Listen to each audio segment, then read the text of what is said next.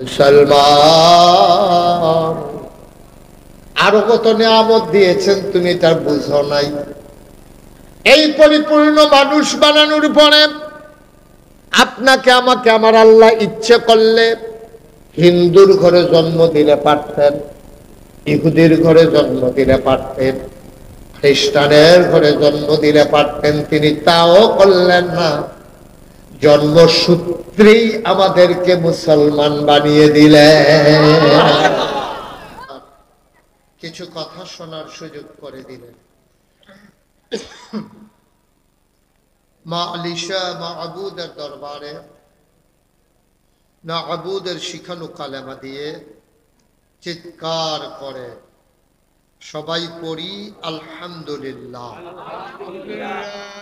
জনাব সাহেবে সদর, আজকের এই মাহফিলের জনাব সভাপতি আলহাজ মোহাম্মদ খুরশেদ আলম সাহেব, আজকের বিশেষ বক্তা হযরত মৌলানা মুফতি মুস্তফা আল হুসাইনি সাহেব, হযরত মৌলানা হাফিজ মুখলিসুর রহমান সাহেব সহ অন্যান্য ওলামায়ে কেরাম, প্রধান অতিথি বীর মুক্তিযোদ্ধা আলহাজ জাকারিয়া ম্যানেজার, চেয়ারম্যান ২ নং ইউসুফপুর ইউনিয়ন পরিষদ।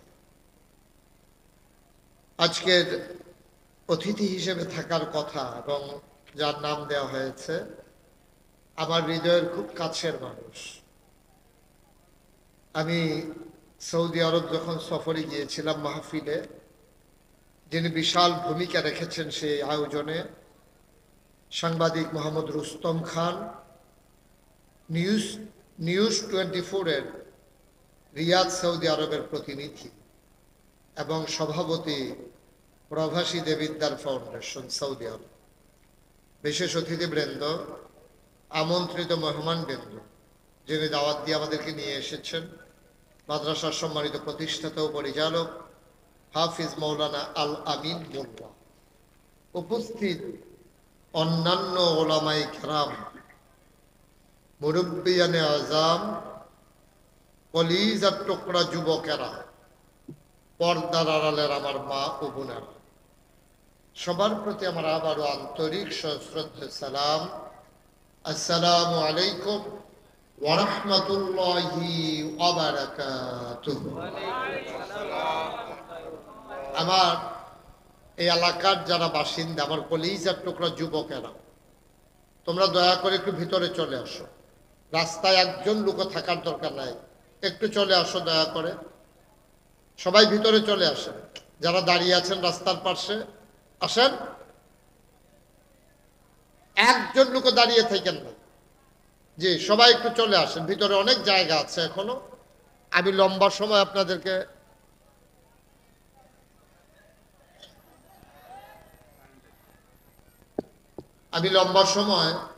আপনাদেরকে কষ্ট দেব না। সবাই একটু আইসা বসেন। কম সময়ের ভিতরে আমরা কিছু কথা শুনব। শুরুতে আল্লাহর কাছে দয়া চাই, আপনাদের কাছে দোয়া চাই। আল্লাহ যেন আমার মুখ দিয়ে সেই কথাগুলো বের করে দেন যেগুলো আমার জন্য দরকার এবং আপনাদের জন্য দরকার। সবাই পড়েন আমিন। জোরে পড়েন আরো জোরে। বন্ধুগণ, এই দুনিয়ার ভিতরে আল্লাহ তাবারক ওয়া তাআলা আমাদেরকে অনেকগুলো মর্যাদা দিয়েছে। আমরা মানুষ হিসাবে আমরা সেই মর্যাদাগুলো কথা ভুলে গেছি। আমি একটা একটা করে আপনাকে মনে করাই দেই, আপনি দেখবেন সবগুলো আবার আপনার নতুন করে মনে পড়বে।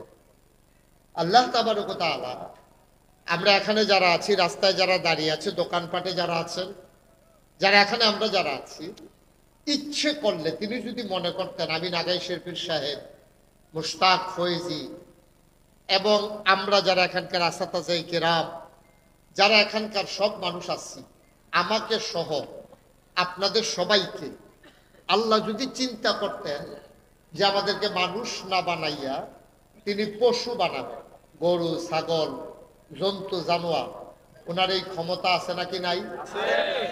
ইন্নাল্লাহা আলা কুল্লি শাইইন কাদির।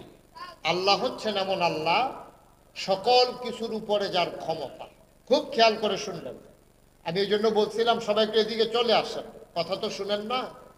প্রত্যেকদিন এখানে মাহফিল রায় ছাড়ে না, এই ওয়ালের উপরে বসছো কেন? এখানে মাহফিল পিছন দিয়ে বসে রয়েছে, কত বড় বেয়াদব চিন্তা করো।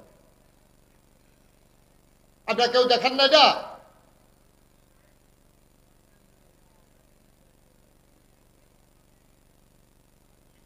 পড়েন আলহামদুলিল্লাহ জুড়ে।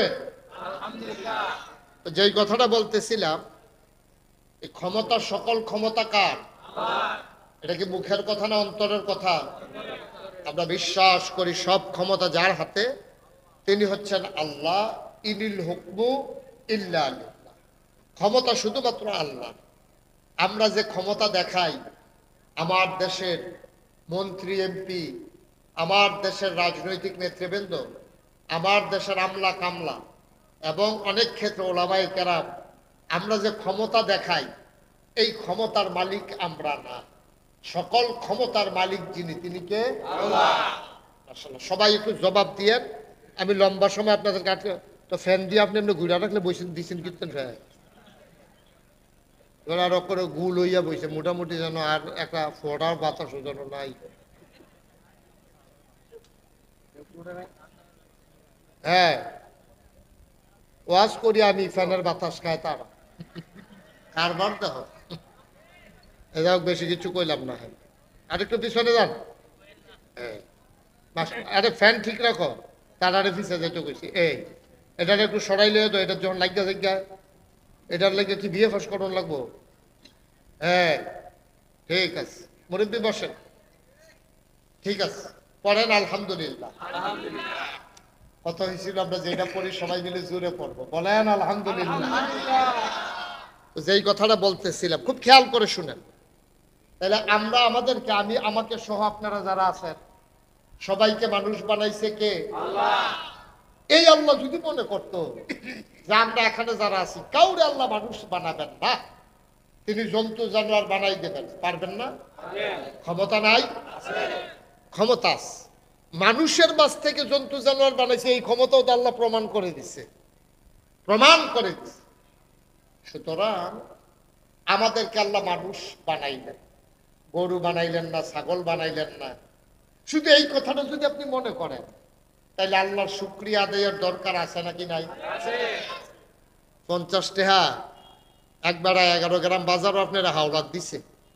এবারে দেখলে খালি কোন ভাই, এই দিন আপনি টেহারা না দিলে সেই একটা বিপদে পড়ছিলাম।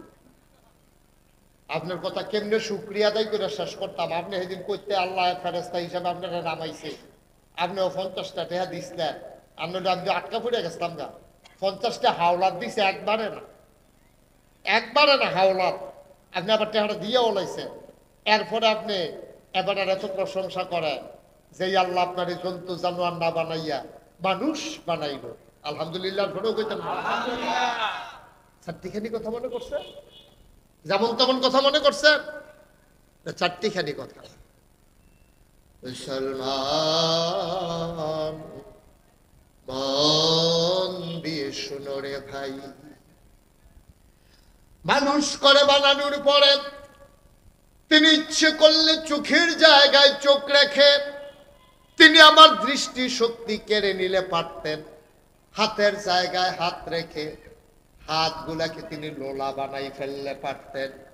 কানের জায়গায় কান রেখে তিনি শোনার ক্ষমতা কেড়ে নিলে পারতেন।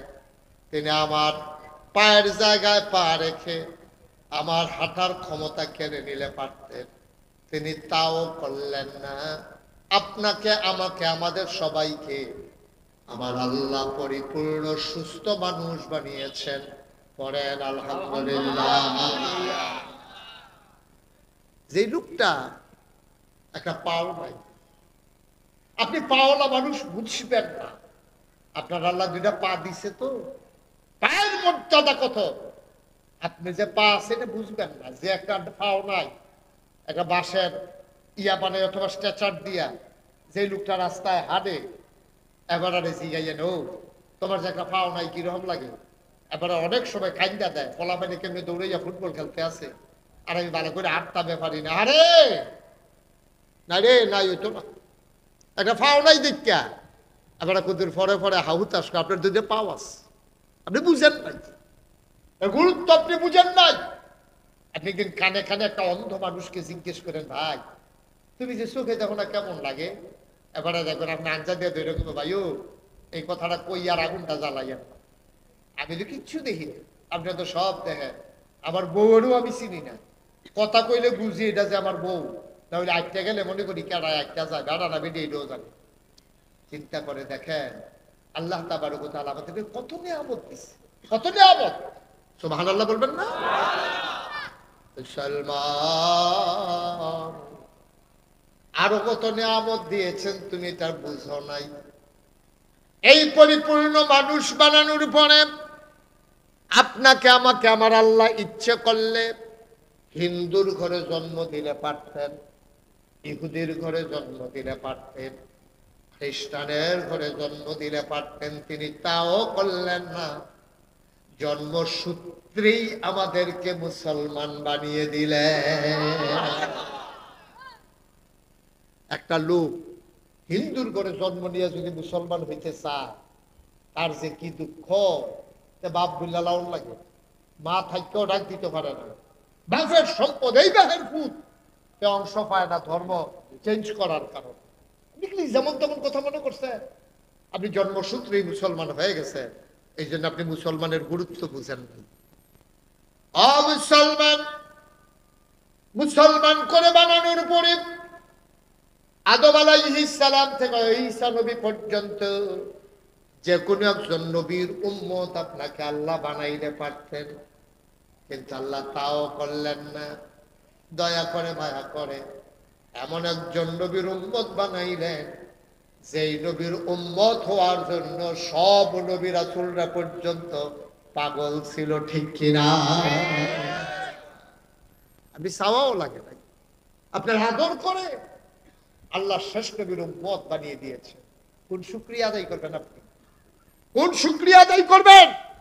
এই জন্য আমি প্রায় বলি, পৃথিবীর সব গাছ কলম বানাইয়া, সাগরে সব জল কালি বানাইয়া, পৃথিবীর সব গাছ কলম বানাইয়া, সাগরে সব জল কালি বানাইয়া, তোমার গুণ যদি লিখে যাই আমি, তোমার গুণ যদি লিখে যাই আমি, হবে না হবে না শেষ হে অন্তর্যামী। শেষ করা যাবে? কত বড় আল্লাহ! আল্লাহ তাবারক ওয়া তাআলা তোমাদেরকে মানুষ হিসাবে আমাদের সবাইকে মানুষ করে বানালেন।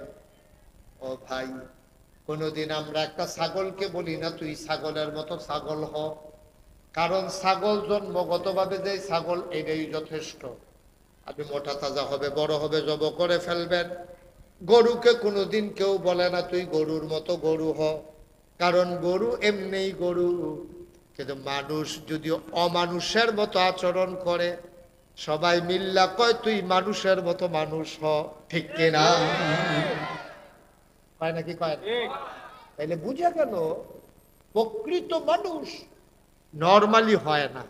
বাপে জন্ম দেয়, মায়ে জন্মেরও ধরে, কিন্তু তো ওইলে যে মানুষ হয়ে যাবো গা, হয় না।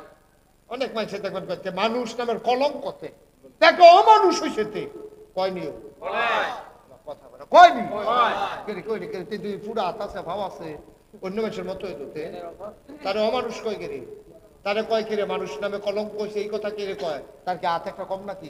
তার তো দুইটা হাত মানুষের সকলে, আমার নাতিন যাবার দুইটা হাত, তারও তো দুই দেয়া, এবারের দুইটা চোখ, এবারেরও দুইটা চোখ, এবারের চশমা, এবারেরও তো চশমা, সব দিয়া ফেলো। ফারুক মেম্বরের দুইটা পাও, এবারেরও দুইটা পাও, এরপরে কয় কিরে তুই অমানুষ হইছ, তুই মানুষ হবে না। মেলের ভিতরে বইয়া তারা সকলে দম খাইয়া এই কথাটা কোন লাগলো কেরে? তে দেখতে মানুষের মতো, আচার আচরণে কাজ কারবারে তে অমানুষ, ঠিক কিনা? এখন তারে কয় তুই মানুষের মতো মানুষ হ।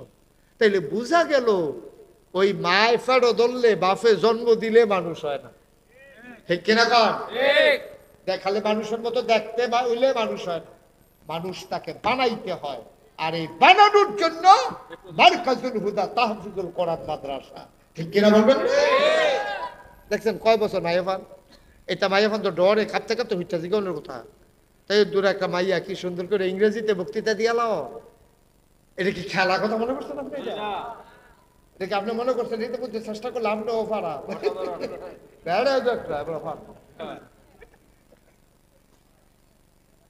তাই দূরে একটা মাইয়া আমার সামনে কলজাটা ভরে গেছে। আমি মন থেকে দোয়া করছি ফারুক মেম্বার সাহেব আমার দরবারের বিশিষ্ট খাদেম, তার মেয়ে শুনে আমি আরো খুশি হয়েছি। আমি প্রাউড ফিল করেছি, আমি গর্ববোধ করেছি। পড়েন সবাই মাশাআল্লাহ। আল্লাহ যেন তাকে শয়তানের শয়তানি, মানুষের শয়তানি, জিনের শয়তানি নজর থেকে আল্লাহ হেফাজত করে, সবাই করে না। আচ্ছা এবার আই, এই মাদ্রাসাটা যদি না থাকতো এর দূরে মাইয়ারা তাই ওখান ফারুক মেম্বরের গরম ভাত খাইয়া এরপরে গিয়া তার আম্মা লইয়াইয়ে অথবা চাইয়া থাকে তাই আটকা আইয়া পরে খেতের বাইরে দিয়া। কিন্তু এই মাদ্রাসাটা যদি এখনো না থাকতো তাইলে তাই কই গিয়ে এরকম ফল লইল, কই গিয়ে ইংরেজি বক্তৃতাটা দিল, তাইলে হয়তো বিদ্যার নেওয়ান লাগলো, না হলে 14 গ্রাম নেওয়ান লাগলো, না হলে ডাহা একটা মাদ্রাসা দিয়ে ভর্তি করান লাগলো।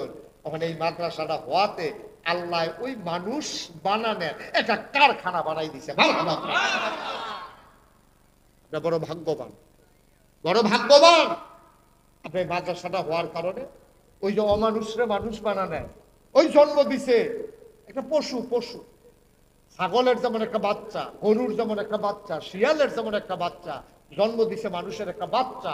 এটারে তিল তিল কইরা সেবা যত্ন কইরা শিক্ষা দীক্ষা দিয়া এলেম কালাম দিয়া সুরত সিরত দিয়া তার নমুনা দিয়া পোশাক দিয়া এরপরে তারে আস্তে আস্তে মানুষ বানানো হয়েছে, ঠিক কিনা? ছাগলের বাচ্চা যেমন কাপড় ছাড়া আইয়ে, কুকুরের বাচ্চা যেমন কাপড় ছাড়া দুনিয়াতে আইয়ে, শিয়ালের বাচ্চা যেমন এই কাপড় ছাড়া দুনিয়াতে আইয়ে, মানুষের বাচ্চাও তো কাপড় ছাড়াই আইছে। কিন্তু কুত্তারে কেউ হাফ প্যান্ট কিনতে না দেখিয়া এই কুত্তারা ল্যাংড়া ইয়ে করতে আছে, আর মানুষরা হাফ প্যান্ট কিনতেছে দেখিয়া তারে মানুষ, ঠিক কিনা? কন কেউ ঠিক নিও? কুত্তাটারে কেউ আর হাফ প্যান্টও কিনতেছে না, এটা ল্যাংড়া ইয়ে করতে আছে। অহন মানুষের ভিতরে এইরকম আছে, এই কুত্তায় যেমন হাফ প্যান্ট ছাড়া ঘুরে, মানুষের ভিতরে এমন মানুষ আছে এটারে দেখলে এটা কি মানুষ না অমানুষ, বেড়া না বেডি, এটা বুঝে যায় না, ঠিক কিনা? ঢাকা শহর এক বেডিয়ে মাইয়া লইয়া গেছে বাজার, তখন তো ডাহা লাগে না, তখন তো আমরা 11 গ্রাম বাজারও বেডিতে যাতায় অনেক বেড়াইছে বাজার। আমার নাতিন জামাই আইসে কয় যাতা খাইছে, আইসের নমুনা সিফাত করছিল তাই নেও। এবারে তো কত ধাক্কা খাই, এবারে কি রকম আছি, ধাক্কায় থাকলে তো এবারে ভুলমূল্য যেতে গেছি আছে। ওখানে আর ডাহা লাগে না, ওখানে ডাহা লাগে না, অন্য সময় আমরা এগুলি ঠিক নিও। এই বাজারটার ভিতরে তরকারি বাজার, মাছ বাজার।